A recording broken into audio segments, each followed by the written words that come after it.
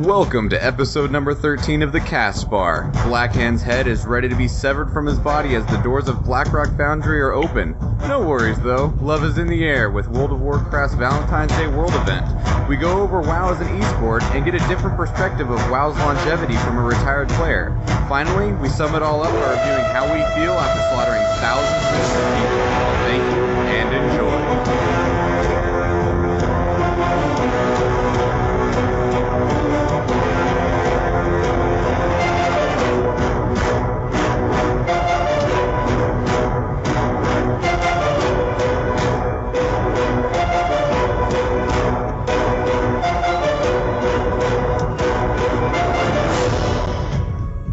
Welcome to the Castbar, the World of Warcraft content. Wow, the World of Warcraft podcast, channeling your content with no interrupts. Today is Sunday, February 8th at about 6:20 Pacific Standard Time. With me, I have Evan. How you doing, Michael? Doing good. Florian. Hey there.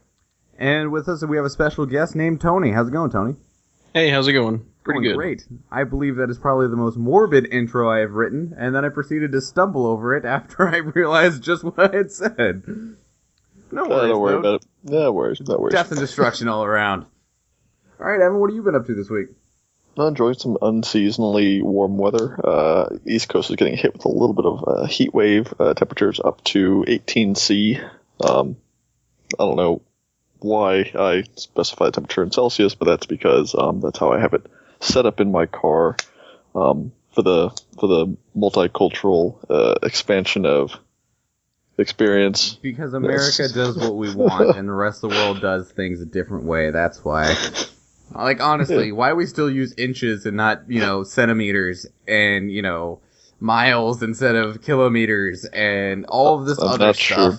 Sure. In reality, though, I've got a bunch of coworkers that are foreign and are more familiar with the Celsius scale than Fahrenheit, so it's just a tool just to get a little bit closer to my compadres.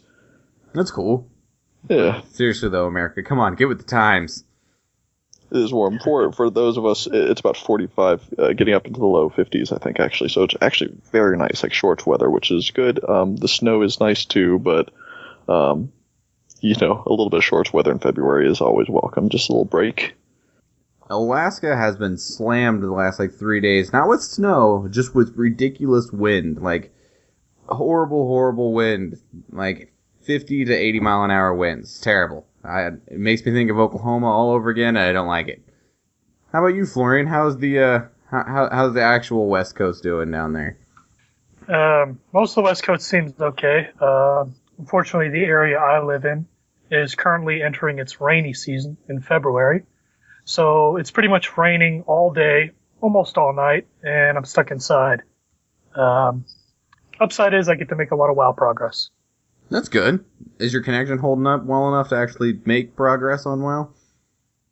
Oh no, it's absolute garbage. But what I've decided to do is, since I can't make any end game progress of any tangible type, and I can't PvP, I've decided I've wanted for a long time to do Lore Master, so I just went ahead and rolled a Hunter, and now I'm just steadily going through the quests because even with 1,000 milliseconds of ping, I can still quest.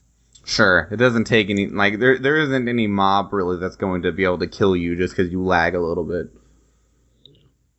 Exactly. So I'm looking at this as an opportunity to brush up on my lore and finally see the things that I've missed. Good luck. Absolutely. So I don't... You're doing this... Go ahead, Evan. Sorry, Horde side or Alliance side for you? Alliance side for now. I'd like to wrap up Horde side sometime in the future, but it's a massive undertaking, so we'll see. Do you have to do both sides, both factions, for the Lore Master achievement? No. Okay. I do wish you luck, though. I'm not sure. I know a few of them got fixed, but for a while their Lore Master was bugged. There was a few quests that you just couldn't complete because things were bugged out on them. I know there was actually 3 of them that were all bugged out that were in, what is it, Gundrak? Is that the troll temple place that's in the northeast section of Northrend? Is that Gundrak or? Gundrak, or the Temple of... I think it's called Gundrak. There are two trolls. Zundrak. Zoldrak, that's what I mean. Zoldrak, the whole zone, and then Gundrak's the actual temple up there. There you go. There's a couple quests that are in Zoldrak that I know were bugged for the longest time. I think they got fixed, though. I'm not 100% certain. So, good luck. If anything, those should be fixed eventually, and you can get all the other ones done. What about you, Tony? What have you been up to? Well, I can attest that the East Coast weather is nice right now. Georgia's like 45, 50 degrees during the day. It's only getting just into the 30s at night, so that's good. I've been playing some just random games here and there. A lot of Heroes of the Storm. I do like that game a lot. Whenever I can. Play it with you all the time. Other than that, just kind of waiting around. I'm looking forward to they're redoing a Homeworld remastered collection soon, so I'm looking forward to that, and Mortal Kombat X. Other than that, haven't been doing much but working. Fun times. All right, well, we do have some news, so let's go ahead and move into that right now.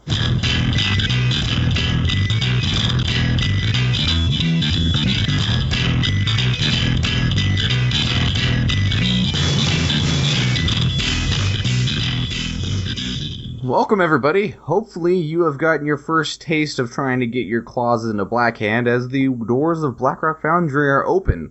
I believe the only one of us that has any experience so far thus in the raid is Evan. How's that been going so far? Really fun. It's a really cool raid, and the boss encounters are really engaging. Just the right amount of challenge. I'm really enjoying the tuning level that they've released the instance out with. So we've been making progress, but not too much progress. I think we'll be actually, working on trying to get those last few encounters done in normal. So it wasn't a total clear on day one, but then again, it wouldn't be as fun if it was. Right on. And how much have you downed so far? You personally, not your group, because I know you do some pugs from here and there. We raided on Friday, so I wanted to get a little bit of experience first, so I was pugging all during the week. And on Friday, we cleared every single boss that I had cleared, plus 2. So my guild experience and my personal experience are exactly the same at 6 out of 10 bosses. Nice. Mm-hmm. Wow, 6 out of 10 first week, that's pretty impressive. Of course, this is only normal and heroic is only open so far, so haven't quite hit that mythic, because I know that Blackhand on heroic fell within, like, the first day or the second day of the raid being opened. Right. So, I do know from beta that he is apparently insane on Mythic, but his heroic... But everyone's coming out of already from Mythic Imperador, at least these higher-end guilds. So, they came out of Mythic Imperador and Mythic Heimal with all of that gear, which is higher than heroic Blackrock. So, I guess it probably wasn't too difficult for them. It was almost like just farming new stuff instead of... Yeah, but I'll tell you, in this... these fights put a lot more emphasis on every raid member compared to a lot of the fights in the High Mall, which were kind of more focused around just a couple of people doing the important roles. Like in Korog, you have a couple of people doing the soaking of the big shields, and they're pretty much taking care of the most important mechanic. Brackenspore with the flamethrowers, a couple of people taking care of the most important mechanic. But Butcher, you have a hunter bouncing between the packs, so exactly. That Everybody right else way. is just And in Blackrock, I've noticed so far that a lot of fights really rely on everybody to have their stuff together. It's a lot, especially running a small group. One person can mess up the mechanics and really set the entire group back. There isn't a lot of tunneling or pigeonholing one person into the important role, and everybody else can kind of just coast. Which, and I'm looking at the Blackhand fight in some YouTube videos, and it seems like everybody really has to have their head screwed on straight in order to down that boss. It's really chaotic, really positioning centric. Everybody's got responsibilities they have to do, and that's going to be a challenge to get that one down. I'm looking forward to it. Fun times. And if you do manage to progress enough in this, I really enjoy what Blizzard is putting into Blackrock. There's going to be a quest available, and this quest is going to be available for each difficulty.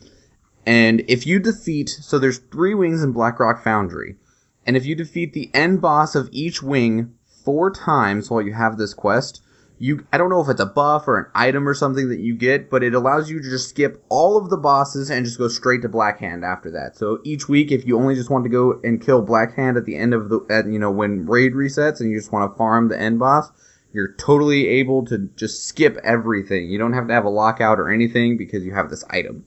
And if you do it on heroic, it unlocks the ability to just skip straight to Black Hand on normal, and so on and so forth. Mm-hmm. This is the first time I would have loved this to exist in Ice Crown.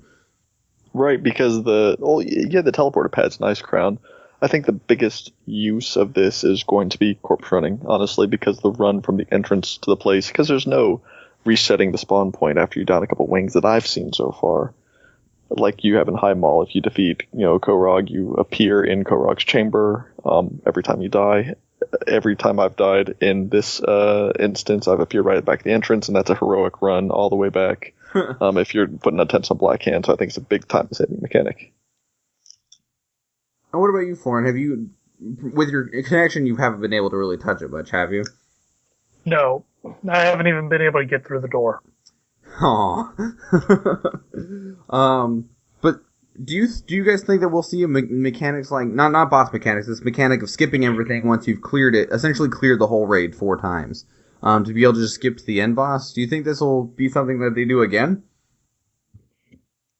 Depending on how it goes, I guess. This is the first time I've ever seen anything quite like this. It's a little bit different from the teleporter pads, and I think that there's a lot of kind of emphasis on who has what lockout. We saw a lot in Siege of Orgrimmar, people especially doing heirloom farming. You got to look for that elusive Garrosh lockout in order to save a whole lot of time and headache, especially passing fights like Siegecrafter with, even if you're geared enough to do Garrosh, it can be a real headache.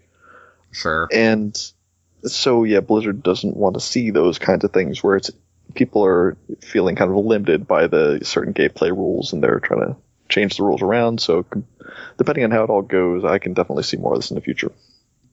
I would like this because, the last boss of big raids always have something cool. Garrosh had his heirlooms, and he also had, for playwares, the tusks of Manoroth, and then now Black Hand, has, the Black Hand, his big epic furnace mace thing, and as well as on Mythic, he now has a mount, and I just enjoy seeing this as an option. Because, like, Lich King, people wanted to go do Lich King, because Invincible and stuff like that.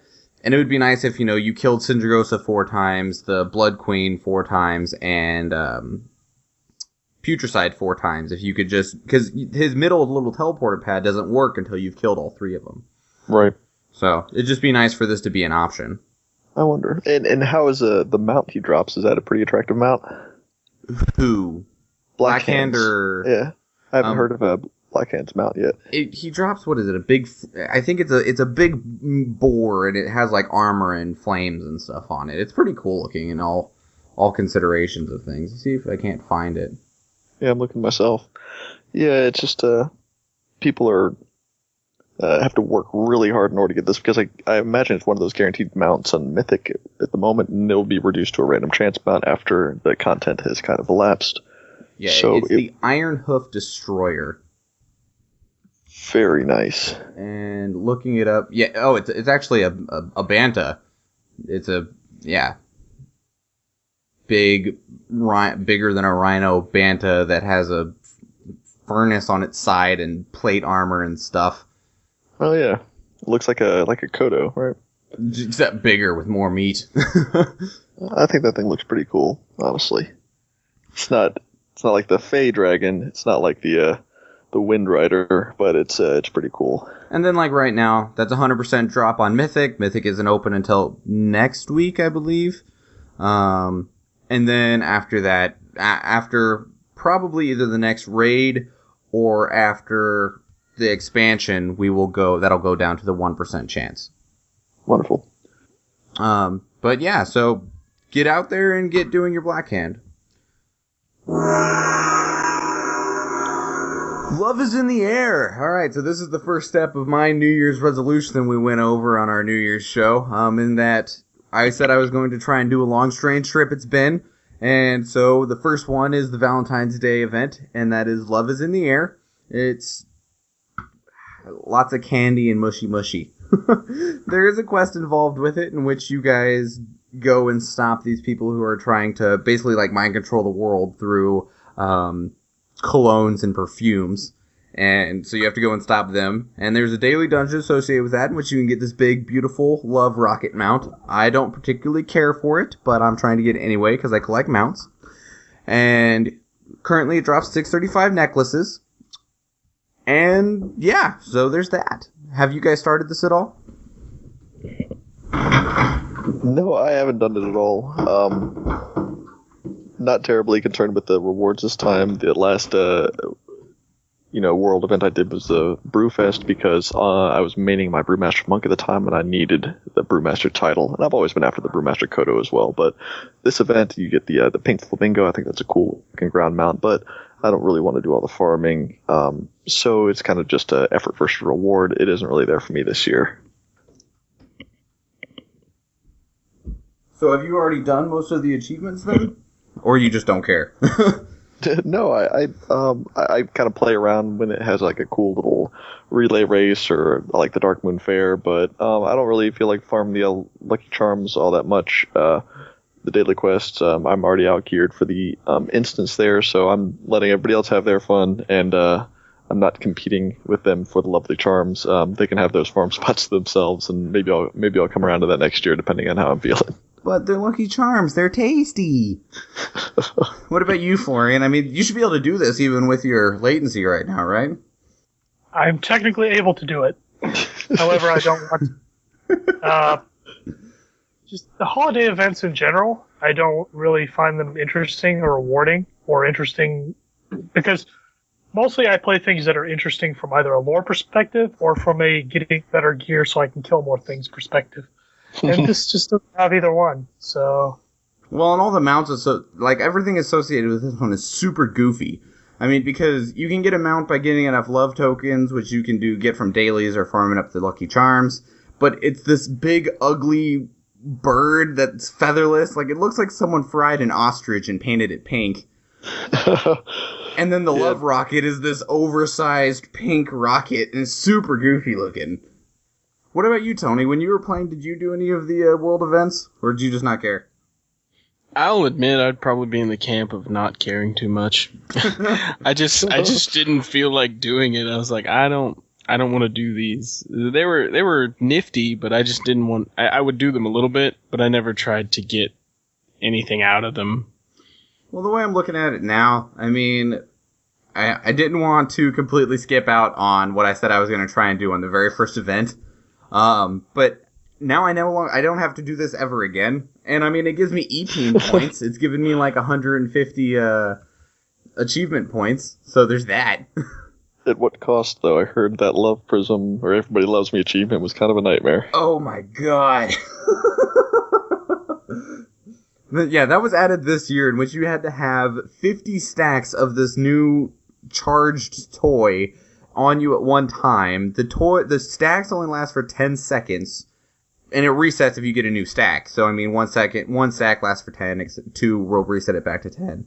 And the toy has a 1 minute cooldown. So, you have to have like 10 people in a circle using it at the right time so that you can keep on using it in succession around the circle. Or you have to get 50 people to all use it at the same time. Or, somewhere in between, obviously. I got it. It was terrible, but I got it. The best way to do it ended up just being jumping in a group. You get put at the bottom of the list.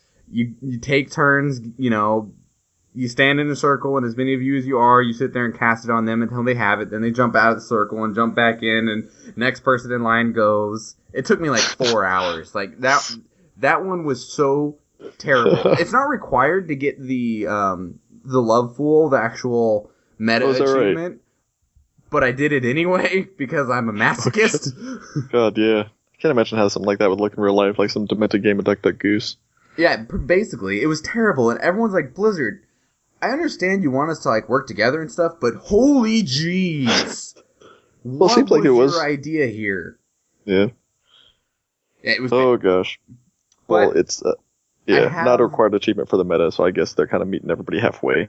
And there's still a week and a day left for this event, so get out there and do it. You have until the 16th, I believe, is the last day that it's available, and then we start right into the next one, which will be the Lunar Festival, which we'll talk about next week. And so I get to go do that one too. And I only need 30 more love tokens, and I'll have everything that you can get from this event. Besides the love rocket, which is just a chance to get each day that you do the dungeon. Which if I don't get it this year, then whatever, I'll try next year. Very last thing on news, we talked about that big, crazy, awesome-looking purple tiger armored void-looking mount from last week. You buy it in the store. It's going to be in the store. It's not from Heroes of the Storm. They're going to give you a pet for that instead. But instead, it's just, give us $20-25 or whatever it ends up being. So, something to be said about this, though. This is the very first, it has a flying animation, but from the information that we found on the game so far, it will not be able to fly. We'll see which way then it goes. They've not ever sold a mount that can't fly before, though. And it does have a flying animation, so. Thoughts? I think it looks spectacular. Really good. I might end up buying it. Oh, no. Like we were talking about last week's episode, the detail is really amazing on this thing, and I think it looks very handsome indeed. I'd agree with that. This is probably the first store mount I've seen that I actually want to own, because it's a wicked awesome mount. I just don't think I could justify $20 for it. Could you justify 10? I could maybe justify 10. I mean, because these go on sale once or twice a year. They go on a 50% sale. So, and I've only bought one mount on the store, and that was when it was on sale. So I got it for like $12. I'll put in my 2 cents. I would totally buy that mount. Yeah? Yeah, it's awesome. Was the store and the purchasable mounts a thing when you were playing? They were. I can't even remember what were the ones you could purchase at the time, because I obviously didn't want them. But this one, I would totally buy. Well, it must mean Blizzard's doing something right. But it's pretty. Unfortunately, it's probably going to... In the standard fashion of the mount store, it's probably going to cost you $25. So, let's go ahead and move into a closer look.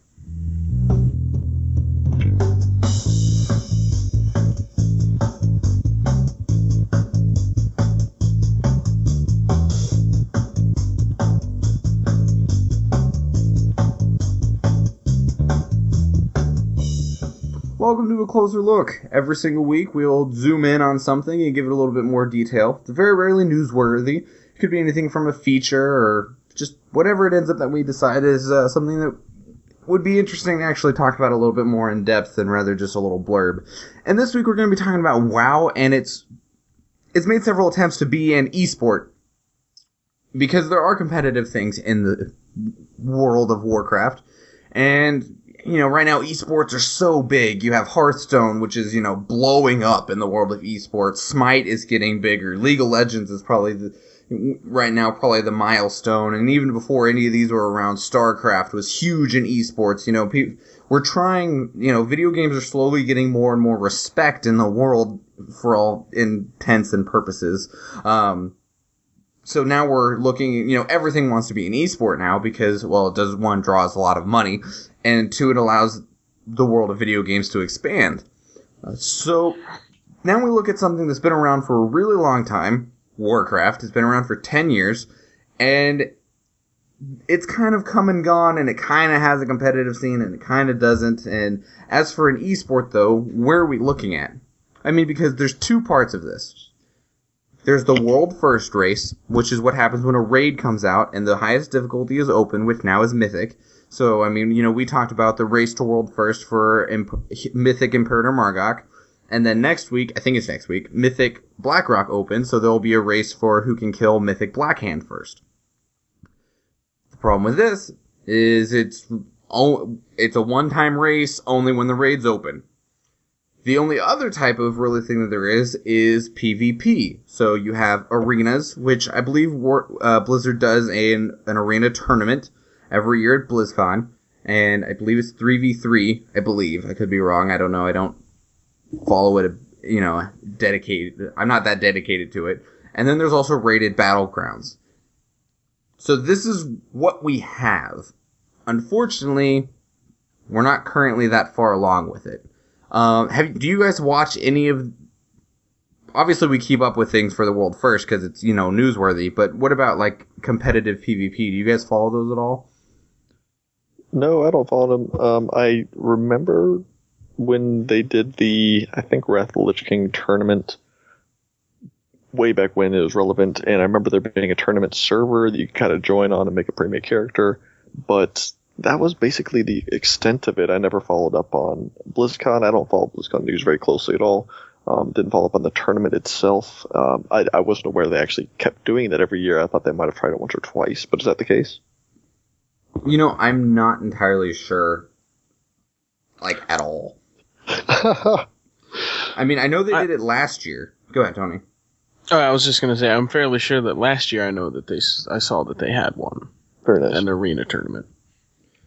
So, I mean, because one of the biggest problems with this is, PvP is very, very difficult to watch. Because, all you can really see is where people are in health bars. But that doesn't tell you a whole lot. Have you guys even tried to watch it? And if so, what are some problems that you could see possibly could be in it? Well, yeah, go ahead, Florian. The main problem with WoW PvP, at least in video form as I see it, is the fact that World of Warcraft is a very complicated game. In other games that have big eSports PvP stuff, like your League of Legends, StarCraft, Call of Duty, game mechanics are visually simpler. Like if you watch someone play Call of Duty, they're shooting people, it's very simple to understand what's going on. If you're watching a StarCraft match, you see a bunch of tanks attacking a position, it's simple to understand what's going on. With World of Warcraft, you've got various kinds of abilities that deal damage, you've got buffs, you've got debuffs, you've got all kinds of stuns and snares, and every class has a ridiculously huge amount of abilities that it's very difficult for someone who isn't very familiar with that class to understand what's going on in a PvP video. So that's probably the biggest hurdle for esports, is making it understandable so that people can watch a video and understand what's going on. And the way classes are designed now, as complex as they are, with as many abilities as they have, I really don't think it's possible. Right, and I've watched League of Legends competitive in spectator mode, and that's gaining a whole lot of popularity, of course. A lot of people have seen those tournaments. Dota might play the same exact way. You have 6 items, 6 item choices you can make, and then you have 4 abilities with a passive. And I mean, in a spectator mode, you can watch two 5-player teams on the screen at the same time, and be tracking every single cooldown, and be tracking every item they're building, and the gold amount, and their kill death ratio, that kind of thing, pretty succinctly. And then you think about even a 2v2 arena match. Can you imagine an announcer, what it would be like trying to announce that match and as it was going on in real time? Well, and one of the bigger problems I've found with PvP and WoW specifically is that there's so many things for combat in WoW that's not very visual. I mean, like League of Legends, everything has a visual to it. Everything does. I mean, you can see every single ultimate, even things like Fiddlesticks' dot that he shoots on people. You can see it. He has. They have stuff glowing around them, but stuff like Affliction Locks, Shadow Priests, almost all of their damage comes through damage over time effects, none of which are visible. You can't see that these people are being attacked, or that people are really even attacking. And some of the effects, like Mind Spike for Shadow Priest, looks really cool, because, these shadowy spike things come in and stab them in the brain, but it's pretty small, so you're not able to see it very well. Whereas everything in League is very, very visual. So even if you even if you don't have a very good caster, which is incredibly important in every esport, you have to have a good caster. But even if you didn't have a good one, you could still see that things are happening. There's so much in Warcraft that you can't see happening. Like when someone has a big ability that's interrupted, a priest, divine hymn or something. Sorry, I play priest, so it's the abilities that immediately come to mind. Gets interrupted. There's not really anything that you can really say that, unless the announcer specifically tells you, you would not know that it's happening. Or if somebody breaks out of a stun, what did they trinket? Did the stun, was it on diminishing returns? Did they use an ability? It's just, I mean, I don't even really like sticking around to watch my teammate keep fighting after I'm dead in a spectator mode when I'm right there and invested in the match. I mean, it's tough to see kind of what's going on. You can see health bars going up and down and say, oh, wow, he got really close to 1% there. Or, oh, now he's back up, he's been healed. It's just... It's just tough to follow. It's really super fast-paced. Everybody's got 20 abilities. It seems like a little bit too chaotic. Mm-hmm. Yeah, I was thinking about this when we were talking about it earlier, that I totally agree with Florian's assessment. It's just too complicated to watch, especially for someone who doesn't know what Warcraft is. I feel like if they're going to do it as an esport, it has to be just within the World of Warcraft community, because nobody who's not aware of how things work is going to understand what's happening. Now, as a thought, as I was thinking about it more as you all were talking, one thing that might work if they tried to swing it is actually the rated battlegrounds, because the battlegrounds have a more overarching objective than Arena. Sure, you can see where the flag is and stuff. Yeah, and you don't necessarily need to call out all the debuffs, all the things like that. You can focus on, like, he's got the flag and he's running this path, so-and-so's come to intercept him. Yeah. You know, they've returned it. They can focus on the objectives more than on the actual fighting. Right, and which that is might just... get... Yeah, sorry, that's a way to slow the gameplay down so that it's not so fast-paced like an arena match. I mean, you're focusing on the overarching strategy of the two teams, what strategy they're doing at Arathi Basin. You know, people are sending these people over this way. You kind of see it happening in slow motion, more like an RTS where you have, you know, the Terran army of tanks is going for that Protoss outpost. You're seeing it happen kind of in a slower motion. It's like the strategy rather than the explosive skirmishes, you know, when two people meet in the field. The only thing I worry about with that, especially very much with things like really with Capture the Flag, is you run into the situations where both teams have the other team's flag and they're turtled up. That is not going to be entertaining to watch at all. It's not even very fun to play when, you know, both teams have the flags hidden in their camp and, you know, you're trying to figure out how many people do we need to leave behind to defend so we can send enough to try and kill their flag carrier. Like, in that little turtle zone, which happens, like, really, really hard all the time in Warsong Gulch, unless one team is just completely curse-smashing, it would be very droll. Yeah. I don't think Capture the Flag would be something they'd have to highlight. It would have to be things like Arathi Basin. It would have to be some of the bigger multi-objective ones, like the ones where you have to destroy the other base with captured siege engines, things like that. It'd have to be ones that are all action all the time. I have the Storm. Silver Shard Mines, as much as I don't like it, would actually be great for casting. Yeah, it's pretty compact. There's some strategy involved. The skirmishes are happening in small groups, and then, I cannot imagine Arathi, or I can't imagine Altric Valley or Isle of Conquest, just because, really you'd have to get 80 people up on stage because it's about the players, ultimately. Maybe Strength of the Ancients. I'm not sure though.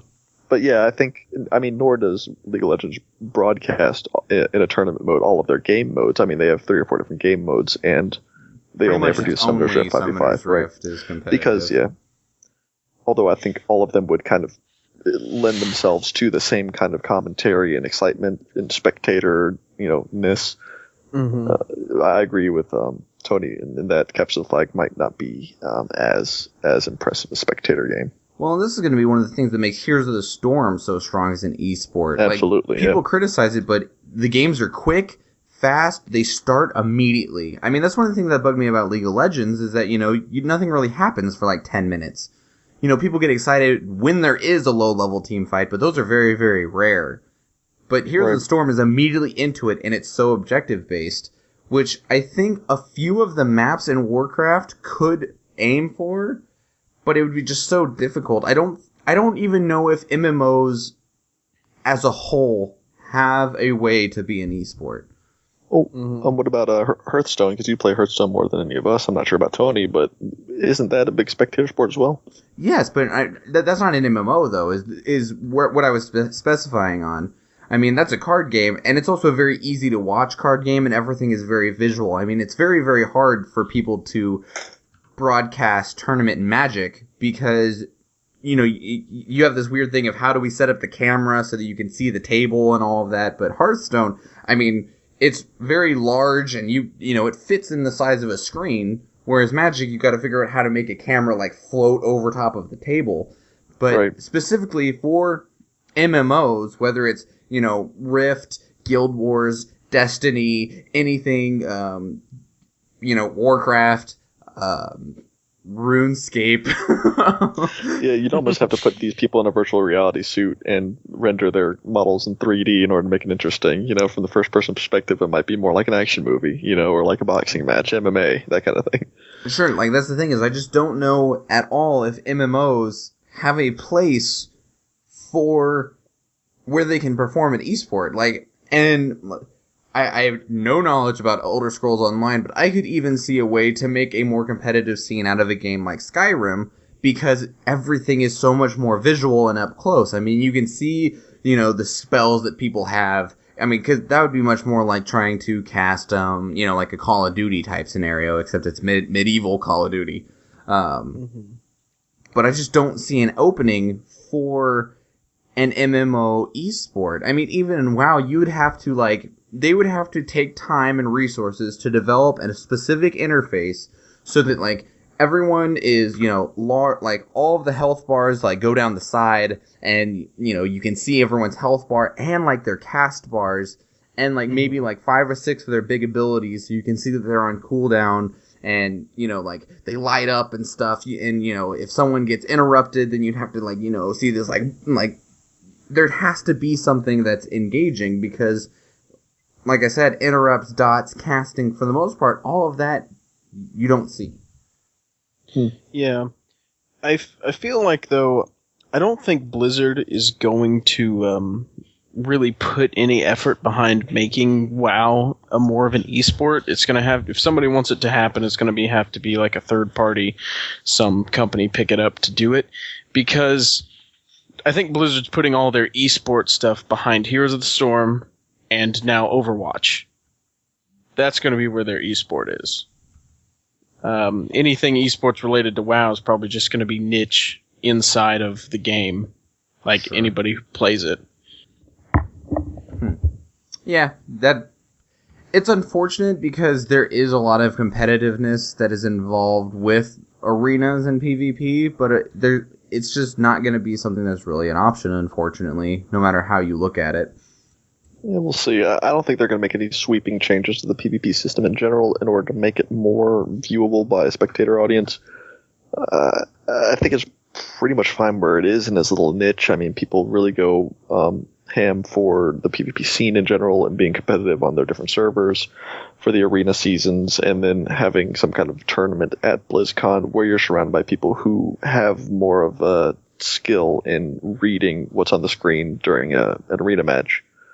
I think that's about as big as it's going to get. I mean, it's kind of limited by WoW's popularity in general and the player base itself, which is not all that limited, honestly. 10 million players, plus a handful of people who are familiar with it and literate in it, but aren't necessarily adding to that subscription number now. I feel like it's still a pretty big deal. And this also might be hindered by WoW's system. I mean, WoW is very aged, so I mean, a lot of this could just be hindered by what WoW is. I mean, we might see an MMO that has an esport because it gets to push through with its, new engine and new technology that allows it to have something more viable. Mm-hmm. Maybe. I don't know. It's just a thought. Let's go into the mailbag.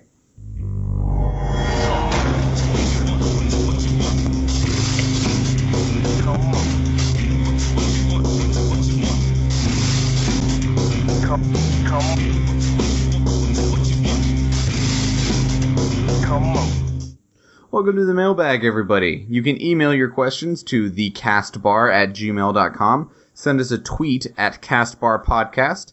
You can call and leave us a voicemail at 508-738-2278. You can also ask us questions on our YouTube channel. Just leave a question on any of the videos, and I will find it and bring it into the guys. This week we have a question, again coming to us from Taikuta. He didn't say anything about the name, how we pronounce his name, so I guess that's correct. He says, "Hey guys, thanks for covering my question last week. I loved hearing your different takes on lore raids. I especially liked Florian because I've always felt that Azshara has only been superficially dealt with and is due for additional coverage, maybe in an Abyssal Maw. My next question is, over the years we have seen lots of different mechanics in both dungeons and raids, getting more and more complex as time goes on. By now, I'm sure that each of you have experienced mechanics that you both love and hate. What one type of mechanic not just bores you, but infuriates you, and why? On the other hand, what type of mechanic is most enjoyable? I'm looking forward to your answers. Thanks. Florian, you go first. Unless you're not prepared, then throw it to somebody else. I'm prepared. Okay. I don't think there's any mechanic that really infuriates me, per se, but I definitely have some mechanics that bore me. It's nothing in particular, but it's basically any type of mechanic that's in a fight to make it longer without actually making it harder. A good example of this is unnecessary ad waves. If the ads don't actually add anything mechanically to the fight, this isn't done that much these days, but I know a lot of older dungeons had it. Or adding ads who are healers, for example. All it does is extend the fight without actually making it more challenging. And that is basically just ends up being a waste of everyone's time because it takes longer to kill the boss, and it doesn't make the boss any harder or any more interesting. Yeah, I mean, there are some cases of that where it could make the fight harder if you didn't, like, mostly it just would come from, are you under-geared or under-prepared? Like, What's the name of the stitched together dog in Nax Ramus that likes to eat the zombie chows? Oh. I don't remember his name. He heals for a ton, though, if he gets to eat one of the zombie chows. So all you have to do is just, collect the chows up and make sure that they don't go to the boss. But, I mean, while that's technically a mechanic, I do agree that it's just like, this is really droll. Same with, what are they? There's another one that the ads heal the boss. It left my mind. I thought of it before I said the zombie chow one, and apparently it's gone now. But I know what you mean. There's a lot of those that it's just like, why are these here? Stop it. Do you have any mechanics that you like, though, for the other side of the question? Yes, actually. My number one favorite mechanic that I would love to see come back is the final encounter with the Lich King in the Halls of Reflection, where it's not a traditional boss fight where you're trying to fight and take down and kill a boss. It is a boss that you cannot possibly hope to kill, and your only goal is to escape. I'd love to see another boss fight in either a dungeon or a raid where you have to escape from a boss you can't defeat, rather than just a regular traditional fight. Yeah, that doesn't happen very often. I mean, we're always expected to be the super BA people, so... Yeah, that was a pretty cool one. I did like that a whole lot, actually. It's a good thing you brought up there. That's one of the good ones, definitely. One of the better 5-mans I've ever played. What about you, Tony? Well, let's see. If I'm thinking about ones that bother me, I've actually suddenly thought of two, so I'm going to put them both in there because I hate them both. Okay. One was from Black Temple in BC. It was Terron Gorefiend. He had a mechanic where during the fight he would infect a person, and after 50 seconds they would be killed. When they died, they would spawn 4 of these golem ads, and the person that died would turn into a ghost. And the ghost had to be the one to kill the golem ads, because if they reached the raid, you would pretty much wipe. And I didn't like this at all, because it was so jarring of a, first you would get the buff, then you'd have to run to position, and then when you died, your camera would be jarred all the way across to some random spot where the ghost would spawn, and then you'd have to reorient yourself and then get used to all of your new ability placements. And if you weren't perfect on your casting times, you would destroy your raid. And if you defeated them all, did you come back to life, or were you just permanently dead? You were permanently dead. That sucks. Yes, it was a DPS check for sure, because you were guaranteed to have losses. And did it always choose a DPS? No, it would never choose the main tank. So I mean, you could get so unlucky. You could lose your healers, yes. Oh, that's just so unlucky. That does remind me of a Imperator, a fight that happens right now at the end of High Mall. The tanks have an ability called Mark of Chaos, I think, or the tanks are subject to an ability called Mark of Chaos that morphs and changes slightly throughout the phases. And the displacement phase, it'll put a debuff on the tank that after 8 seconds will explode, huge raid-wide damage. in the first phase, you can just run away the moment you get it and do a tank swap, no big deal. In the second phase, the moment he casts it on you, he'll teleport you right into the middle of your DPS. And that'll spin your camera around. So not only do you have to run away from your raid through the raid, you also have to figure out what direction's the best place to run really quickly, or else you won't be able to get out of the way in time. So yeah, I can understand the jarring camera mechanic is pretty infuriating. That's rude. Yeah. And then the other mechanic that frustrates me to no end is the entire Mount Hyjal raid. Well, I'll just pick you off right there real quick, because that's one of my hated mechanics. It's not the raid, trash mechanics. I do not like fights, whether there's trash before the boss or during the boss. Fights like Galacris and what was the other one from Siege of Oberon? Spoils of Pandaria.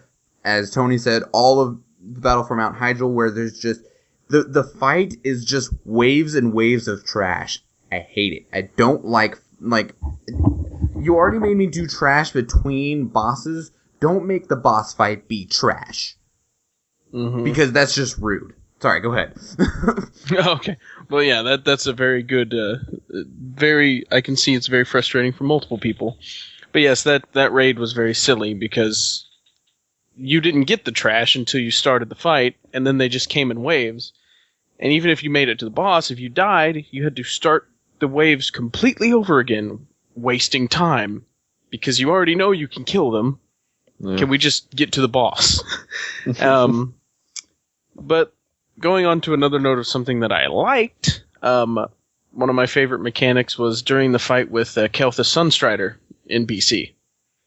Because all of those wonderful little legendary weapons that he threw out on the ground that everyone got to have was just really nifty, and it gave roles to different classes that didn't normally do the role too much. Like, I was playing a Warlock at the time, and I had to tank, which was just a really fun change of pace for what I was doing.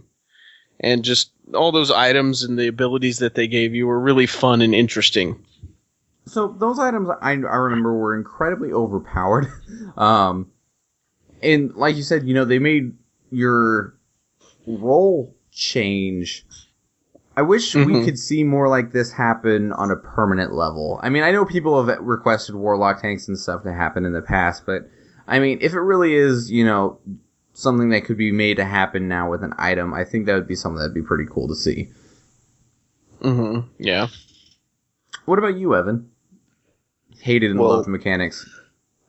After surviving all of Miss Pandaria as a tank, and I didn't really do a whole lot of very serious raiding before Miss Pandaria. I did a little bit in the beginning of Cataclysm before I took an hiatus, and I did the Lich King at the end of Wrath of the Lich King after they had done the Cataclysm pre-patch, so behind the curve. And so my first serious raiding really was in Miss Pandaria, and the tank swap is very boring. The kinds of fights where the only mechanic the tank has to worry about is just to taunt on 4. I was really tired of that by the end of that expansion, certainly. That's still kind of going, too. Yeah. Infuriating mechanic is trash that has a knockback on a 3-second cooldown or 10-second cooldown. If I'm getting knocked all over the place, this is really bad in high mall. Those big overpowered orc guys. Oh man, you're just being constantly knocked back. I've learned to just embrace it. I just laugh now. I don't even put my back up against the wall. I just let them pummel me all around the room. Come on, hit me! So yeah, I've kind of turned it into a fun thing. But if you're trying to worry about positioning and you're getting pummeled, it's really disheartening. But the favorite mechanics are, again, as a tank, any kind of mechanic that lets me share my damage with other people. The Butcher has a heavy hands buff where every hit you take is shared with the person within 10 yards. So the tank and the co-tank are right together, getting hit by the same attacks. It's pretty fun. Same thing with the Magneron in Blackrock Foundry. And then most fun of all is Gruul. Now the new iteration of Gruul, where he does an Inferno Strike Slice, where you have to turn him and then soak this big fiery cleave with half of your DPS and healers. So you just turn the boss around just so you can annihilate half your group at one time. It's pretty fun, especially, I'll admit, when I survive the attack, because I'm blowing personal cooldowns, and my DPS does not survive the attack because they are not blowing their personal cooldowns. It's a little bit satisfying. Because, I mean, we have to fill a certain role. Yeah, we get pummeled all day. It's our job to take damage. So that when I get to share that damage with other people that I care about, that's the most satisfying for me. Get on my level, scrub. Yeah, I definitely can agree with that. Me personally, I have two mechanics that I hate more than anything else besides trash. I don't know if I really consider that mechanic so much as just something that Blizzard does that pisses me off. I hate anything at all that might be considered a vehicle. So, Drakes from the Eye of Eternity fight against Malagos, the vehicles against Flame Leviathan and Ulduar, turning into the Abomination, or the cannon against Professor Putricide, or the cannon ship fight. Anything that is a vehicle, they never work very well. Like, there's a reason that they didn't put the flying combat in Wrath of the Lich King. I don't care if it was on the box. They knew that stuff was garbage, and they kept putting it in the game anyway. And we've seen from, all of the different PvP battlegrounds and stuff that have vehicles. Vehicles in Warcraft don't work. Like, they control horribly. I know how tanks work. They turn better than the tanks in this terrible game do. Tanks can literally turn on a dime. There should be no reason that I have to do this weird, horrible arcing turn unless you just made this thing completely wrong. Tony, do you remember the first vehicle they ever released? Let me think. What was it? Wasn't it those catapults? Or was that not it? I can't remember. I remember the vehicle bar back in maybe Burning Crusade. Back when the vehicle bar looked like a rope, like you're corralling a horse or something. Yeah. I think it was. I think I might. I don't know what it was, but I think I know what you're talking about. I wouldn't almost consider those vehicles, but I know what you're saying. Because when I'm thinking about vehicles, the first thing I can think of is the first thing I jumped into was one of those plague catapults, and that was in Lich King, just the one that threw the barrels of plague, and I was like, "Wow, this is terrible." Oh yeah, right in Borean Tundra there. Yeah. Terrible. And I remember the very first time I ever hopped on something to deal massive damage that wasn't just from my character was in the Burning Crusade. One of the first quests you do when you go on the bombing run. That was the very first bombing run quest to be iterated over ad nauseum for every other expansion afterwards. And the numbers were just ridiculous. You're like, oh my gosh. Seriously. Why don't we use these to take out the boss? Because they have to stay here. Why? Give me the plane. No. Back in their first iteration too, when you had to do one pass and you got everything except the one mob or something, so you had to do a second pass that took 10 minutes. Yeah. The other mechanic that I despise is mind control mechanics. Oh, I was about to say that was one I would have said for a favorite mechanic, just because I hate mind control mechanics. Being able to kill your own teammates. Oh my goodness. They're incredibly rude, jarring. Like, again, like with Tony said about the whole ghost thing, I might have my camera one way, and then the mind control thing sets it another way. And then every they time. blow all your cooldowns for you. Yeah, and then it blows all my cooldowns, which is rude. Like, all of them, too. Why would you do that?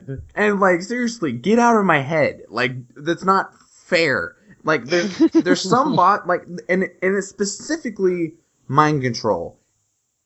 Such as, like, in the Garrosh fight, or, like, against one of the mobs in Stratholme. And then there's a little bit different of a mind control. Like, what happens if you lose all your sanity against Yogg-Saron? Completely different, because you're basically dead. Like, you just turn into an ad if you lose all your sanity. You don't get mind controlled, and then your friends beat the crap out of you to make you feel better. You just lose. I mean, it's entirely different. But specifically where I just, turn purple, get a little bit bigger, and then start casting, all of my abilities at Joe Schmo next to me. And I don't like them. I think they're terrible.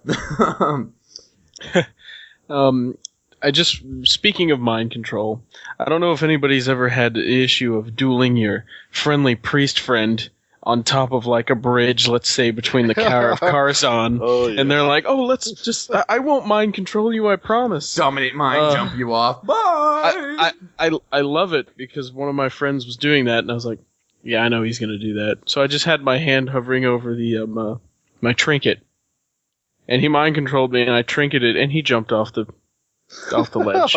Oh, that's super satisfying. That was one of the most satisfying things in the world because he was confused. He's like, "Wait, what happened?" Splat. And it was awesome. That is wonderful. So I hope that answers your question. This went on pretty far just because reasons. Oh, I didn't say one that I liked, but I just like mechanics that aren't lame. So just pick one and I probably like it. I like mechanics that are real mechanics, basically, not just pure numbers. I like having to actually do things, basically.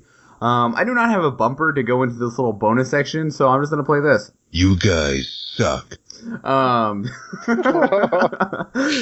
So the little bonus section is that we brought Tony onto the show. Tony quit in Cataclysm. Like I said, his computer died, then he just didn't come back, and he hasn't really been involved with the game whatsoever since then.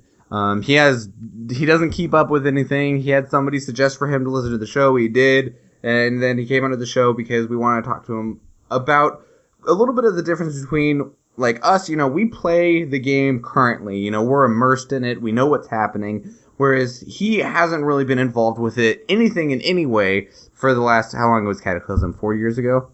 Ooh. Oh, man. Yeah. I mean, like Miss Pandaria was 2 years long, so, 3 years, 4, depending on where he quit in Cataclysm. I don't know, Pandaria was more than 2 years, because Sergi Vogelmar lasted a year on its own. I know I quit just before the raid with Deathwing opened up. Dragon Soul. I quit. Okay, so probably 3 or 4 years ago. So the things that, we're not going to just sit here and reminisce with him about, how good or bad, particular expansions could have been. The things that we wanted to talk to him about were some of the things that are kind of, jarringly new. There's so much that's changed even since Cataclysm. Cataclysm was probably one of the largest changes, but Warlords itself has also brought in a humongous number of changes across the years. Look at the difference between Wrath of the Lich King, Cataclysm, and now this. Everything about the game really has changed. They cut out 10 abilities per class. So, the game has just completely been altered. Now, Tony, you were a hardcore raider in Cataclysm before your computer died, correct? You could say that, yeah. Did you do anything else? No. I did my professions and raided 4 days a week for about 4 or 5 hours a day. Ugh. Don't get me wrong, I like raiding, but I couldn't do that. So you said you were raiding with Scions of Destiny. Which server were you on at the time? I believe that was Eridar. Okay. And how successful were you guys? Well, let's see. When I joined the group, we were doing Blackwing Descent. That's when I joined. I joined as an off-tank. That was doing pretty well. We downed every boss in there, normal-wise. We did some of the heroic, and we also cleared out the that temple that I already forgot the name of. The Bastion of Twilight, Temple of Four Winds. Bastion of Twilight and the Temple of Four Winds. Throne of Four Winds. And we'd probably gotten about half the bosses in each of those raids on heroic mode down.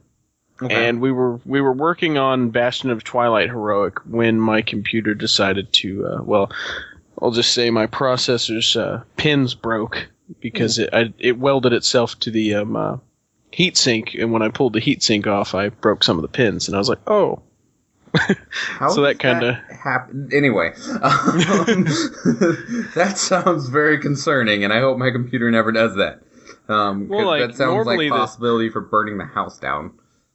Well, It wasn't hot. I just wanted to put a new processor in. I just didn't realize my heatsink was permanently stuck to the processor. So when I went to pull the heatsink off, I was like, man, this isn't coming off very easy. And then I pulled harder, and it went... Oh, so you were a standard dude, and if it doesn't come off the first time, just pull harder. That's just, yeah. I mean... Good man logic. I approve. Uh-huh. If I can't fix it, I'll grab a hammer. Hammers fix everything. So Pretty much. after that much hardcore rating for that long a period of time, when you broke your computer, did ghosts fly out of it? Yeah, I was a little bit upset. It took me about a month to get it fixed, and after that I was just like, they've made so much more progress, I don't want to try to come back in, and I don't want to try to deal with trying to get a different spot, and I don't want to pay for it anymore. The spell had been broken. And also, I love World of Warcraft. I still do. The problem is when I play it, I only want to play it one way. I want to raid all the time, get as much content done as possible, and that takes up a lot of my life. And that's just why I choose not to do it anymore, because I can't play it casually. People say, well, why don't you come back and just quest and PvP and do nothing important, and I just feel like... If you're not being challenged, it's not worth it? Yeah, pretty much. You play games for the satisfaction of dominating something? Yeah. I understand, yeah. I look towards the future, raiding at this pace, because we raid every week, every single Friday, 5 hours. And I'm looking towards the future and whether or not that's going to be sustainable, because I've got a lot of real world connections, social interactions, social obligations, and there's gonna be a point where it's not gonna be possible. And I like this expansion a whole lot, and I want to see every raid tier, and I want to kill Grom at the end and see it all develop and be right there on the cutting edge, kind of. I can't imagine coming in and then, for example, joining Warlords today and not have even gotten a character 100 yet. That'd be really demoralizing. I could still do high maul, but it would be like doing high maul with people who are carrying alts through with item up 700, and it wouldn't be challenging in the same way. So it really takes a whole lot of the raiding experience away from you when you're not able to do it when it's most challenging. And I realize that actually sounds kind of insensitive, because Florian and Michael haven't gotten a chance to do even raiding at the level I'm doing it right now. Oh, so. No, it's very true. I mean, like, I live in a very strange time zone for most people. I mean, I live in Alaska, so, I mean, it's 6:22 here, but it's 10:22 for you. I mean, so if you raid at 6 p.m., it's 2 p.m. my time. I'm at work. Yeah. I work 5 days a week. It's an hour drive for me to get to and from work, so that eats up time. So I don't even get home until 6 p.m.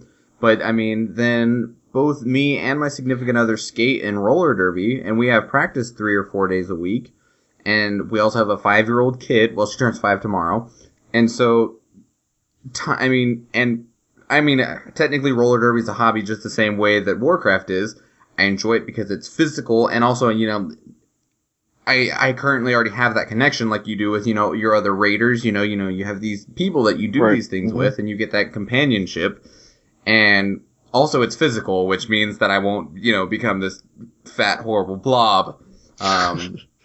We all have seen that episode of South Park, right? Yeah. You cannot kill one that has no life. Yeah, it's just tough, especially with all the reminiscing about the Burning Crusade and Wrath of the Lich King, because I didn't get to experience a whole lot of that raid content. Never went into the Black Temple when it was relevant. I've never actually been in Hyjal at all, and I'm guessing now that I wasn't actually really missing much. But those epic kind of fights, I think I fought Vash once. I never fought Kael'thas. I never went to Tempest Keep. It would be cool to have been there at least, at the time, but things didn't work out that way. And I guess the only way to really deal with that is just to not really have too many regrets about it, and really kind of just focus on, what you're able to do now. And if I have to miss out on the end of this expansion, I feel like I'll be able to make peace with that. No big deal. There will always be something else on the horizon. Well, and there's so many other things to do in Warcraft now. I mean, because, like, in Burning Crusade, really the only thing that you could really do was raid. Like, really. Like, that was the extent of the end-game content in the game. It sucks, but it's true. They did introduce Arena in Burning Crusade, so that was the other thing.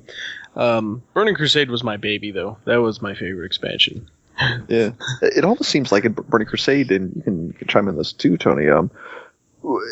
If you didn't want to raid, didn't want to PvP, I mean, there was reputations to grind for the mounts. There's Shatari Skyguard. There was the Nether Wings, and we were not like so sensitive to long mount grinds back then. And if you wanted to spend the entire expansion grinding Nether Wing rep, you could pretty much spend the entire expansion up until Wrath of the Lich King just working on mounts, if that's what you want your endgame to be, honestly. Yeah, you definitely could. And I did not. No. I did not. But these days, people would feel absolutely scandalized if there was a reputation grind that you had to do daily quests for 2 months 3 straight. months. Yeah, it would be unheard of these days. People would really complain a whole lot. Riot in the streets. Yeah. Which is funny, because that's just another signal of how kind of times have changed a little bit. Mm-hmm. But Go sorry. Ahead. I was just going to say, Burning Crusade was a real breath of fresh air for me, because I started in vanilla.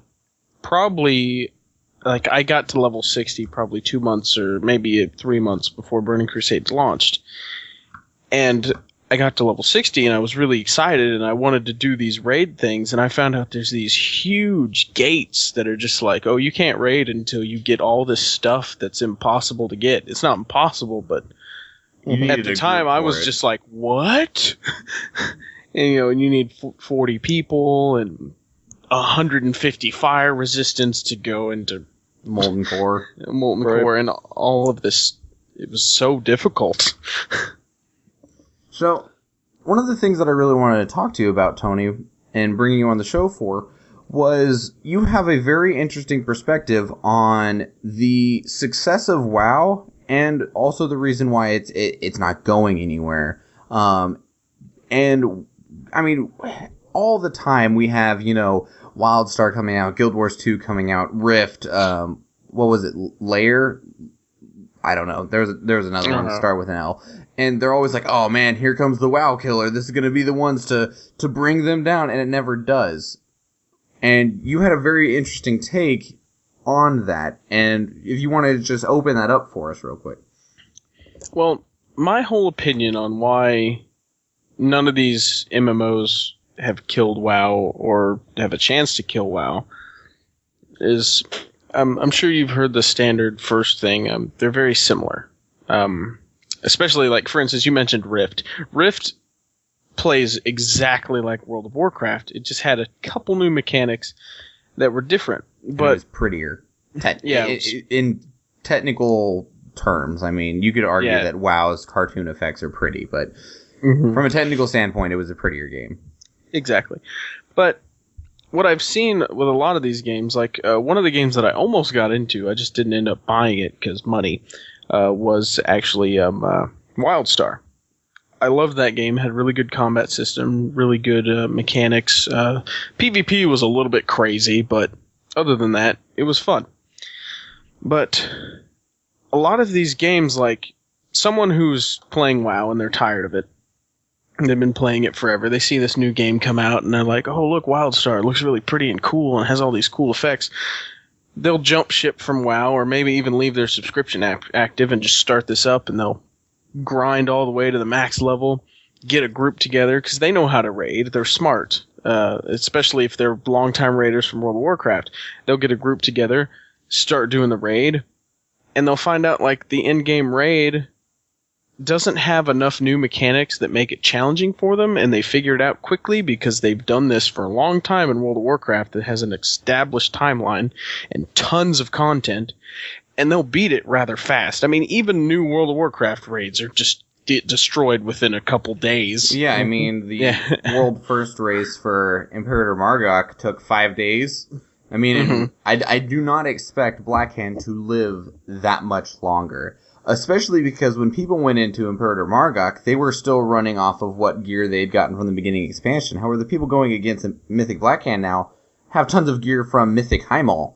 So they're decked out. I mean, they're probably, relatively at Blackhand's level in terms of gear-wise. So I don't expect it to last very long at all, unless there's, just some overbearing mechanic that, just completely destroys them. I mean, we haven't had anything really live very long since Lich King. I mean, he was, it took 10 weeks before he died, and he didn't even die until the 5% buff went into effect. Mm-hmm. And, but what happens with this, though, is these people who form raids in these new games will destroy the raid, just get it on farm status really fast, and then they see that there's not a new raid planned for months, and this is the only raid this game has, and then they look at World of Warcraft, which has 10 years of content, and so many things that they can do other than PvP and raid, and they're just like, I'm gonna go do that. I'm just gonna go back to World of Warcraft. So even though, every time one of these new ones comes out, World of Warcraft will, expunge tons of players. It'll just hemorrhage for a moment. Within a couple months, it all comes back. And then everyone leaves the new game, and it hasn't gained enough money or enough support to continue to back up its player base with more content because World of Warcraft has so much built up already. So I don't see World of Warcraft being pushed off of its spot until either someone comes up with a new way to create an MMO completely to where it's not anything like World of Warcraft, or Blizzard finally shutting the game down. Which they probably won't do until they hit, 100,000 subscribers? It's going to take... Sure.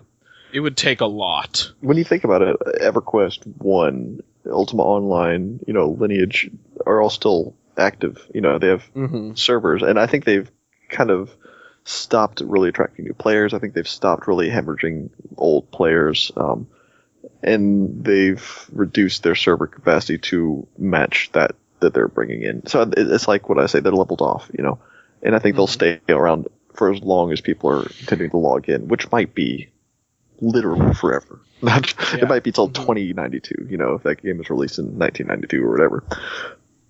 So I don't think WoW's ever going to... It's kind of really established itself as a classic. And as long as anybody who ever has played this game in its prime is still alive, there'll be people who want to come back and pay a subscription just to, dink around on a hunter. WoW's not going to die. No. But, yeah, I mean, you have a whole lot of games that are kind of creeping into the fringe, and I'm thinking Dota and League of Legends, like we're talking about with the, competitive market, really kind of breaking into the fantasy genre and the kind of MMO genre, even though it doesn't really resemble WoW, per se. Yeah. And when you think about, you have all these kind of copies. I mean, I'm thinking about, Rift, Warhammer was one, I think, WildStar, and Elder Scrolls Online even. Dark Age of Camelot. Exactly. They, you make a character and quest around and gain experience points and go into big dungeons and gather your friends together. I'm not entirely sure anybody can supplant WoW. Maybe they can grab a little bit of the market share and stay afloat for a long time, slowly grow maybe, but they really have to be offering something new. I would be really excited to see a MMO that really breaks the mold, but I'm not, as a consumer, I'm not entirely sure what I would want. Yeah.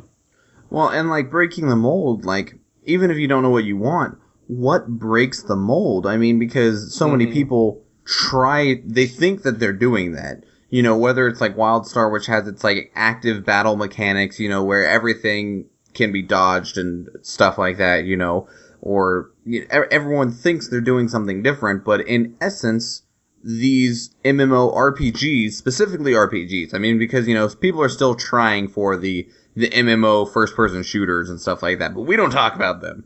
They do whatever it is that they think they're doing. But the MMORPG, all of them really has always been, in essence, the same. There's only one game that's out right now that's still active, but it's free to play. But it's probably the best free to play MMO that I've ever played, and I played it for a long time for a while. RuneScape. No. Oh. It's Terra. That's the other one I was trying to think of. Terra. I love Terra. And it has its own uniqueness because its combat is completely and utterly action. Like everything that you do, if you're a ranged character, you have to aim your shots. If you're a spellcaster, you have to aim your spells. If you're a melee character, you actually do combos, and you have to, actually hit with your weapon to deal damage. And it's actually created some really interesting things, and the game's really popular. And it's one of the best free-to-play games that I've ever seen for an MMO status, because there's not too many MMOs that are free-to-play that aren't very restrictive. Like, for instance, if you look at the Old Republic Star Wars MMO, that went free-to-play. But if you play it for free, you're not allowed to pick up epic items or make your helmet invisible or trade so much. You're not allowed to pretty much play the game the way you want. In Terra, though, you can literally do raids, you can get epic gear, you can do all of that stuff for free. And I think that's pretty nice. How do they make money? And they make money out of, like League of Legends does. Costumes, mounts, things like that. Like, there's a $30 maid costume that you can buy to put on your characters. And it makes them look like they're wearing a maid suit. Just stuff like that. And one of the things that I thought was really interesting in the game is there's a class called, I believe it's called a Juggernaut, and they use a giant two-handed axe for a weapon. And there was the first DPS class I've ever seen that does DPS in a very slow manner, but can still beat out characters that attack very quickly. Because they have to do DPS by using strikes that literally will take like maybe 3 seconds to charge up, and you get one hit that does massive, massive damage. So if you're really good and can charge up your attacks and hit every one of them, you can keep up with like a rogue, for instance, but all your hits just do these massive spikes. But it makes it a very challenging class because if you miss once, you lost so much damage that you were outputting. Mm-hmm. You can run these classes as the world's filled with these gigantic monsters they call them BFMs. I can imagine you know what that stands for. Big furry monster. Big furry monster. Good job, I approve. I'm trying to look up how many people are currently playing Terra. Like, in June of last year, they had 2 million players, which is substantial. Yeah, and it's just really fun. So yeah, if anybody's looking for a fun game, go try it. It's free. So, are you playing any MMO right now? At the moment, no. I'm not. Okay. Yeah, I really am not. I think the only other MMO that I played for any amount of time besides Terra was Global Agenda. Which is a first-person shooter, right? It's like a third-person shooter, but yeah, sure. It's kind of weird. Yeah, those are definitely strange. Well, I guess WoW is just doomed to live forever, and play. In some ways, grace. In other ways, plague the MMO universe. Because, like, I really would like to see. Like, I love Warcraft. I mean, I'm sitting here doing a podcast about it, but at the same time, I do see as. I mean, it's this, thriving, like, monopoly almost. I mean, nothing comes close to what Warcraft is. Yeah, they're definitely going to stick around for a long time if they keep making cool mounts like this purple lightsaber flying awesome thing. Well, it was sometime last year that they'd released a couple mounts in a pretty rapid succession onto their store, as well as a couple pets. And we'd seen profit numbers for games, specifically online games, and not including subscriber numbers. World of Warcraft had managed to hit number like 8 on revenue for the year. with not including the money they got from subscribers. Because if you include the $15 a month they get from 10 million subscribers, they just win. Yeah. So, I mean, I imagine that the amount of money that's going to pour in the day that this cool-looking mount gets released is probably larger than most people expect. Because I know a lot of people are like, I would never buy a mount of a Warcraft. I'm sure for everyone that says that I wouldn't, I'm sure there's at least one other person that would say they would. And do. Yeah, especially because the target market audience for Warcraft when it released back in 2004 was probably in the adolescent range, maybe people in college age, not adults per se, just because the gaming culture has changed so much since then. But a lot 10 years later, I mean, there are a lot of Warcraft players that are in their 30s and they have a disposable income they can do what they want with. And a lot of people have hobbies. Warcraft is the hobby that a lot of people have. And they're going to invest money in it. I mean, it doesn't cost very much for a subscription, but you can, buy event server for your guild. You can, buy character boost to level up alts. You can buy mounts and pets in the in-game store. And I think a lot of people are doing that, and I think Blizzard knows it. All right. Well, let's go ahead and move into the review. Tony, you played in Wrath, and we're reviewing the Culling of Stratholme, so if you want to stick around, you're more than welcome to. If not, just, check out, let us know. Let's go ahead and move into the review.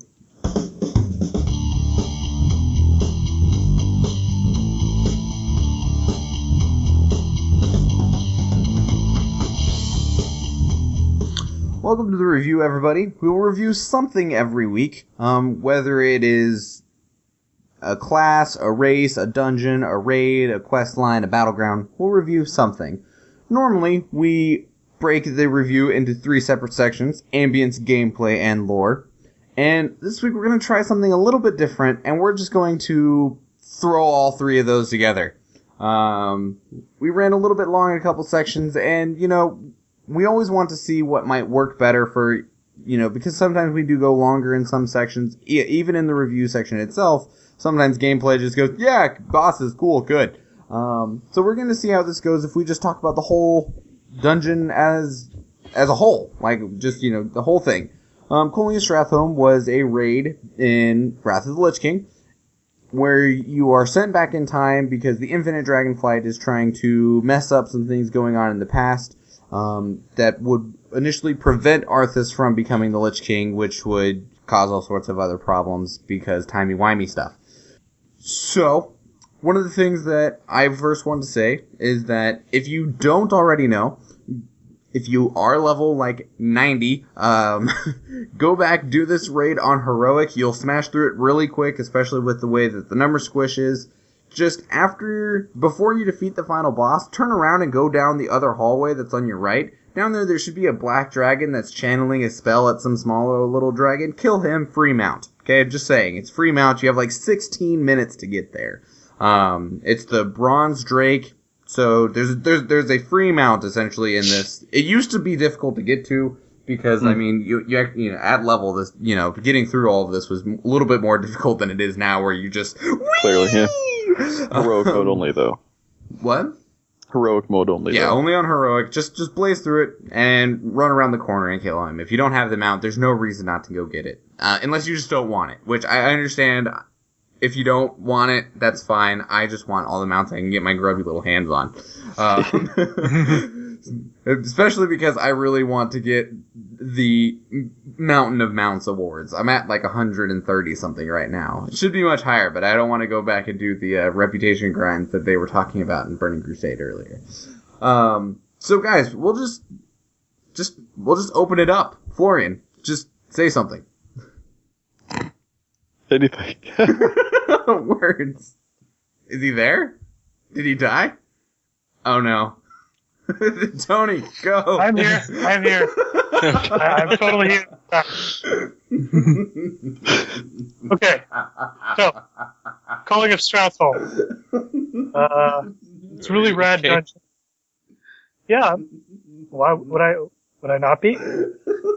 I'm talking about Michael. I'm okay. Oh. Go ahead. I'm gonna need a minute. Just mute it. Alright, so, Culling of Stratholme is one of my favorite dungeons because it goes back to one of my favorite pieces of Warcraft lore. It's the point in Warcraft 3 where Arthas begins his eventual turn away from being a paladin to eventually becoming a Lich King. So this is very. He was being a good guy. Well, technically he was. Like, in the end, it turned out like everyone was going to end up being a zombie anyway, so he was vindicated. He was doing the right thing, technically. It's just not the way he went about it. Probably wasn't very okay because genocide is very rarely cool. There's a lot to say about this dungeon. I really want to break it up in pieces. Well, the basis of it is that, like, Arthas it finds that the Scourge had infected the grain, and the grain was going to turn all of the people into zombies. And the Infinite Dragonflight is being very, quote-unquote, subtle, and that they're going to make it so that Arthas doesn't find the grain, so he thinks Stratholme is fine, and then that's the reason why we're there, is because we have to make it so that he does, in fact, see the grain. Is this something that we really feel is, like, a good way to present this to us? Because I honestly, even with this, seriously felt like this was, like, just an easy grab at being able to make what would really be a cool dungeon, because we get to go back and see and do this. I felt like the reason why we were there was incredibly weak.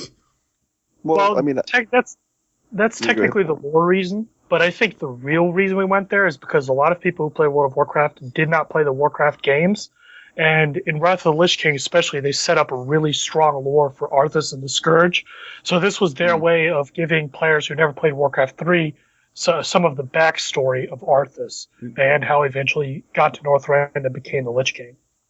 Sure, a little bit more insight into what happened and all of that. Yeah, I can actually really get behind that reason too, as far as Blizzard's design intention. Arthas is an integral part of the expansion. I'd never really considered people hadn't played Warcraft 3. When I was playing, that was a number of years ago, I played Warcraft 3 in the past. Yeah, seriously.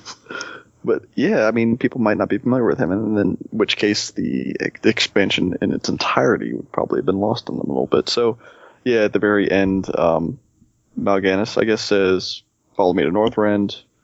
Arthas says, "I'll follow you into the earth," and then you guys are in Northrend, I guess, the entire time, right? Yeah. Which is kind of jarring. Jarring is not quite the right word, because like everything for the expansion except for this is located in Northrend. To do this dungeon, you have to go to the Caverns of Time, which is located in Tanaris. Oh no! You just press I, and then your looking for group interface pops up. Yeah. I suppose that's fair. Yeah, you're wasting a lot of time running all the way down there. No, but honestly, okay, so on the topic of the dungeon itself, I think that it was a really kind of cool piece of wild lore to encapsulate in a 5-man, honestly. And I think having played the actual mission of Warcraft 3, where you go around Stratholme killing zombies and then trying to confront Mal'Ganis, it is a good interpretation too. I think it kind of, blended really well into the Warcraft world itself. And then also you have the added synergy with the actual Stratholme dungeon that you can play in your 50s back in Classic WoW. I'm not entirely sure if they used the same map. What would you say, Tony? Did they just repurpose the same map, or did they do it kind of from scratch with a lot of the same textures? Looking at it, like comparing it to the Burning Stratholme and the original, and now this, it seemed pretty fresh to me, but I can definitely. I feel like they just kind of cleaned it up with some Stormwind textures and then added a couple blockades here, so you couldn't travel the same path, so you have to go through the building.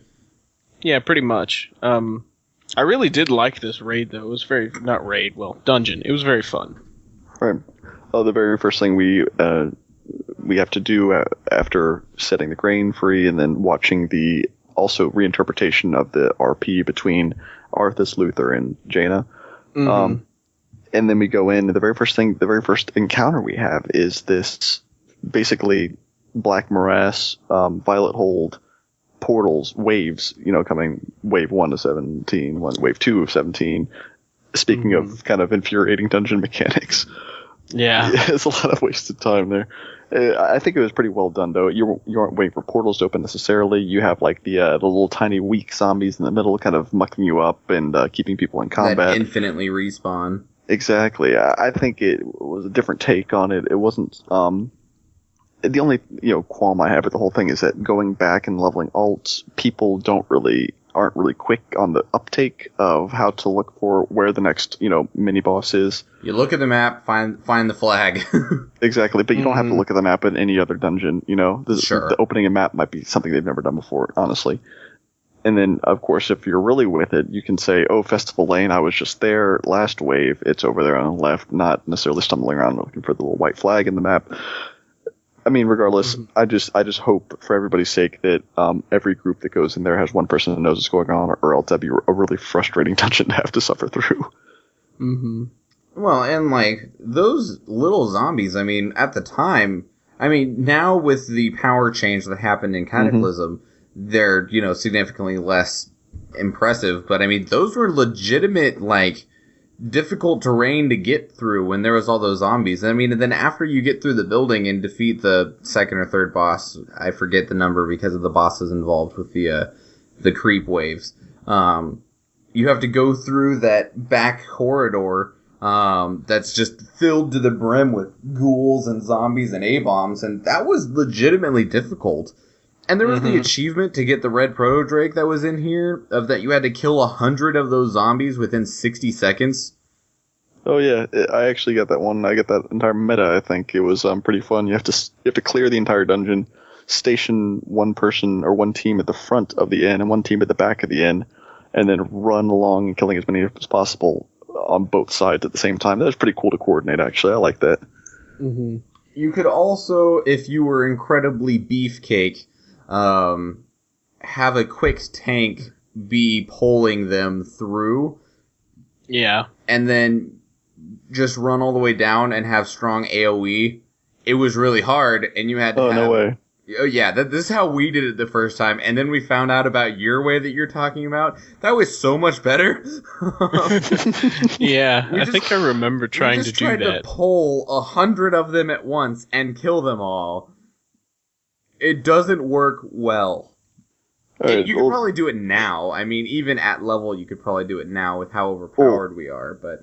Yeah, I guess if there is a possibility of you being able to kite them all the way through the tunnel and the inn and everything, then yeah, it would be easy. As long as you turned off all of your, thorns, aura, and stuff like that. But another thing we can talk about in this dungeon is Arthas's reaction to the Black Dragonflight itself. Because he just says, "Oh, more Mal'Ganis sorcery." Mal'Ganis has more than just ghouls in his army. Yeah. He says. It's like, really, dude? You're not put off by this at all? Mm-hmm. You will never become the Lich King. What's the Lich King? Does this break continuity at all, or is this understandable and still pretty believable? I think Arthas wouldn't be taken aback by something just popping out of a portal. I mean, especially with, like, the things that he'd already seen and, like, Mal'Ganis being what he is. I mean, Mal'Ganis appears and disappears in a puff of green bats and smoke. So, yeah. I mean, it'd just be like, okay, something new for me to smash. Fine, you're not going to stand in my way either. And then, as for, how that would affect, like, our, like, real-time Arthas, it wouldn't even matter because Arthas has been merged with the Lich King and his brain is just, death, kill, destroy. Death, kill, destroy. So it doesn't really affect anything. I mean, the only thing that would really affect in any way is if, they did in fact kill him, or if, he didn't cull Stratholme. Or after his exposure to the Infinite Dragonflight, he went on to become the Lich King and actually induced Malygos's insanity in an effort to stop the Infinite Dragonflight from ever coming about to begin with. Conspiracy theories. Where did you read this one, or is this one yours? No, I just made that one up. All right, Put then. on my crazy thoughts hat over here. You are a big fan of that little tinfoil hat. Sometimes you're right, though, Mr. Friggin' Twitter integration into... What are your thoughts on that, Tony? Just on a random side note. Twitter and Warcraft. I don't use Twitter now, and if I played Warcraft, I wouldn't use it then. Okay. So I don't think it needs to be in there, but hey, some people like it. Fair enough. So.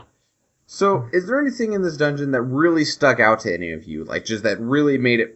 I mean, obviously, this is such an iconic piece of Warcraft's history. I can't imagine having not played the RTS and doing this, because, I mean, that already gave me an idea of what was going to happen. I mean, I already knew what we were doing, so...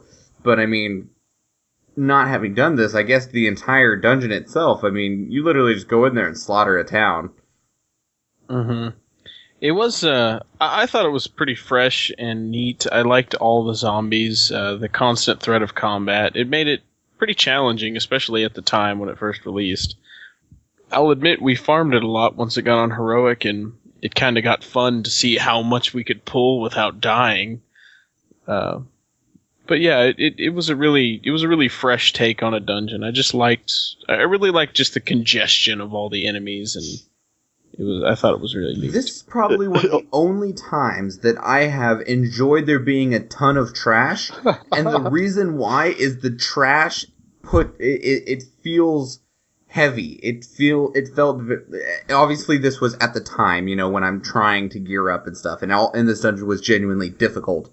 Like, this dungeon was hard when you are, not running around in raid purples and stuff like that. It was pretty difficult for, dude that's just wanting to get some gear. Yeah, on the back side of the inn, I liked going through that, the fiery corridor, with all the trash, and then Arthas gives you a little break and stops in the middle of it to drink and refresh your mana. I think it's considerate. Florian, what do you think about the trash? I see you have a little bit of note written here. Yeah. The trash is both interesting and annoying at the same time.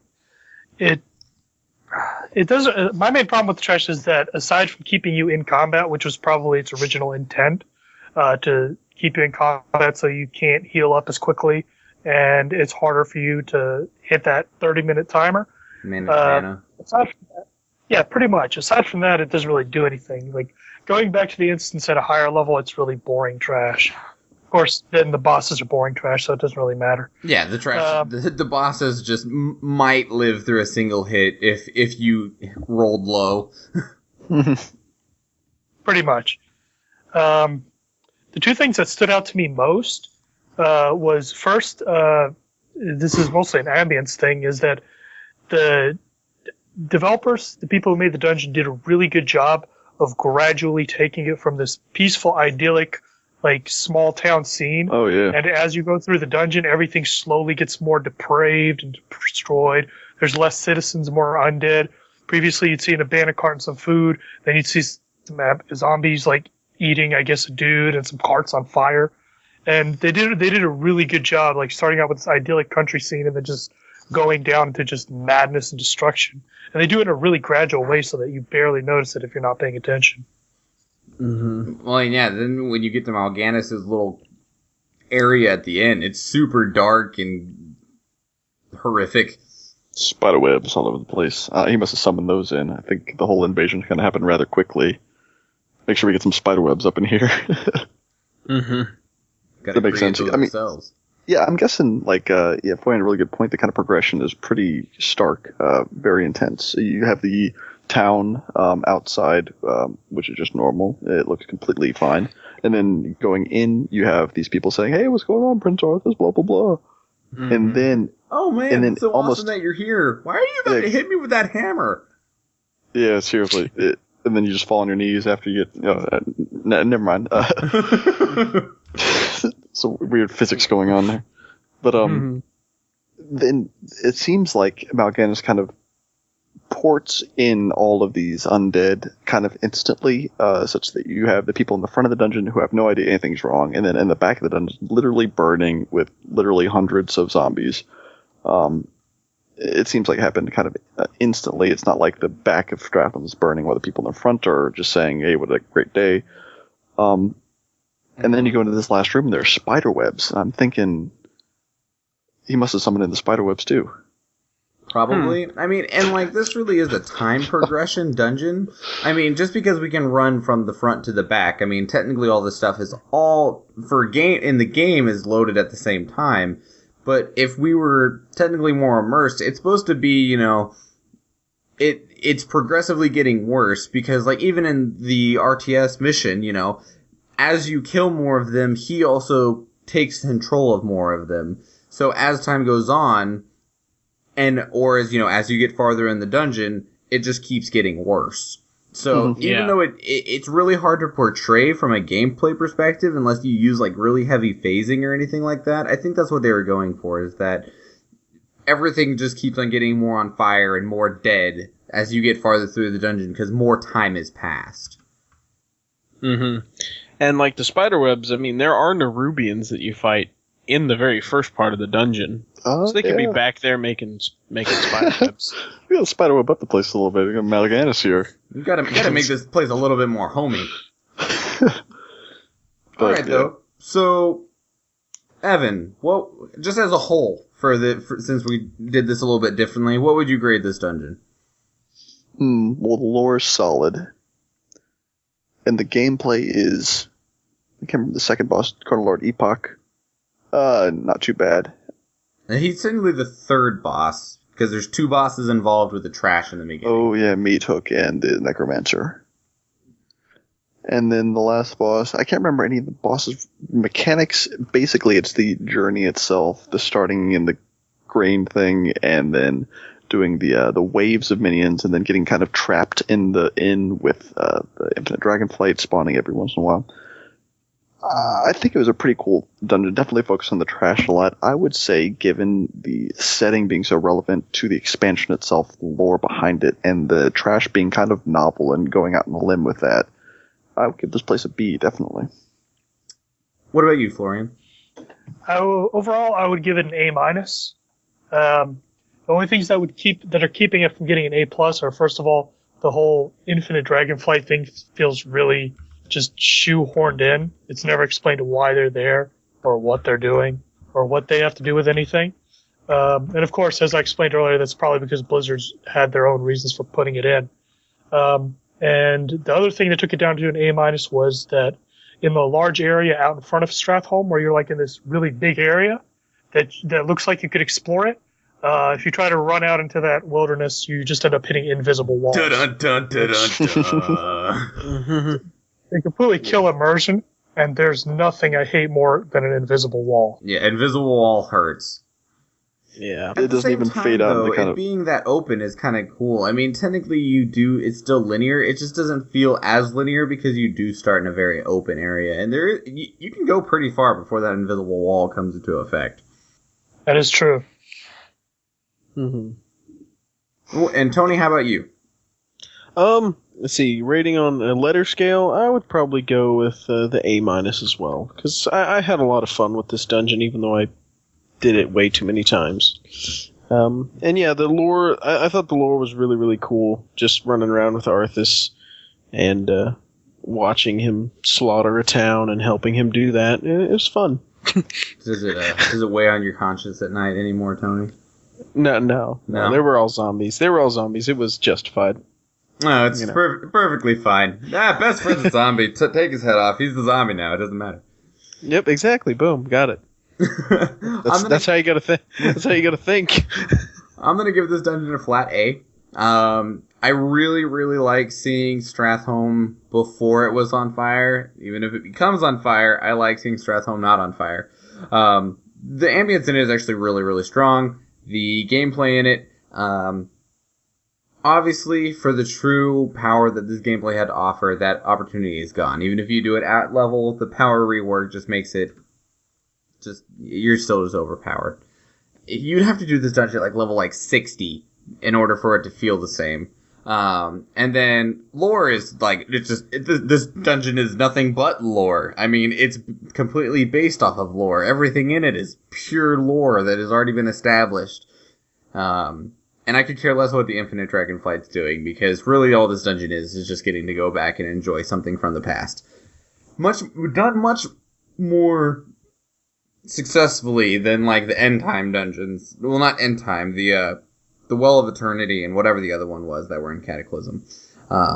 These felt very much more. This one felt very much more successfully delivered. So flat A for me. That brings the final score for this dungeon to an A-. It's a great dungeon. Unfortunately, the gameplay, you will not get as strong of gameplay. Like, for all of us, the strong gameplay in this is really, really coming from some rose-colored sunglasses right now. The nostalgia glasses for the gameplay in this one is really strong. That being said, though, it's still a great dungeon. And if you really want to catch up on a little bit of lore, especially when it involves Arthas and Lich King, your opportunity is here. This tells you... This really is the turning point from when he went from, like, good guy to hellbent, essentially. And it's pretty. It really is. Yeah. So, A- across the board. And that really does finally bring us to the end of the show. Thank you for listening to the show, everybody. If you already turned the show off, like apparently some people do, Tony, I don't hold it against you. I've done it on several shows as well. As always, you can contact the show at our email, which is thecastbar@gmail.com. Send us a tweet at Castbar Podcast. Call us and leave us a voicemail, 508-738-2278. You can find all of our shows on Stitcher, iTunes, and now YouTube. Please leave us comments and questions on YouTube if that is more convenient for you. Our work is the music for our bumpers is done by Kevin McLeod. You can find all of his work at incomptech.com. It's all royalty free, so you can just use it and give him credit, or spend like $20 to buy the song, and then you don't have to give him credit. It's just yours to use for whatever you want. For our personal stuff, if you would like to get a hold of me, you can always send an email to my attention at the Castbar, or send me a tweet, which is at SchwanMichael. My last name is spelled SCHWAHN, Michael. Evan, where are people able to find you? You can find me on Twitter at EDCWow or through the Castbar Gmail account. And Florian? Ideally, you would send me an email at the Castbar, but if you don't like email, you can find me on Twitter at Phalanx, spelled F-A-L-A-N-G-X. And Tony, do people have any way to get a hold of you if that would seem necessary? Not as of yet, so... So no, and hunt him down on your own time, because he's not giving you an access to it from the show. If you can figure it out, I will commend you. All right.